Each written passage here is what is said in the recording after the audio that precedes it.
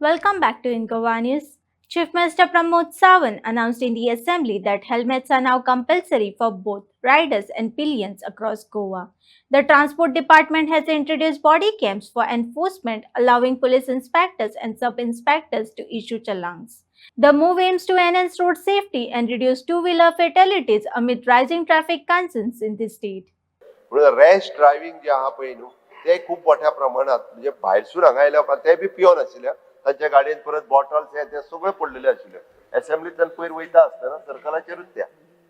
तेका लागून तुम्ही पुलीस सगळ्याक दिसते जाल्यार पुलीस सगळ्याक दवरल्या तांकां आडू नाका हे बी एके वाटेंतल्यान म्हणटा पण त्या खातीर म्हणजे सरकारान it is with the body cam already लावन PSI आणि PI हे दोनूच तालाव दितात त्याच्या पलीकडे कोण तालावूय दिना आता ओके आता तुम्ही सांगला तशें म्हाका दिसता आमच्या ट्रान्सपोर्ट डिपार्टमेंटाचो सर्क्युलर इश्यूय केला विथ हेल्मेट फॉर बोथ इश्यूय केला जर नोटीस जर आसत तर हांव चेक करता आनी हांव दिता की ऑफकोर्स म्हणजे स्वतःच्या सेफ्टी खातीर हेल्मेट दोगांय जाणांनी वापरप हे गरजेचे आसा पण आमच्या ट्रान्सपोर्ट डिपार्टमेंटाचो सर्क्युलर इश्यू केला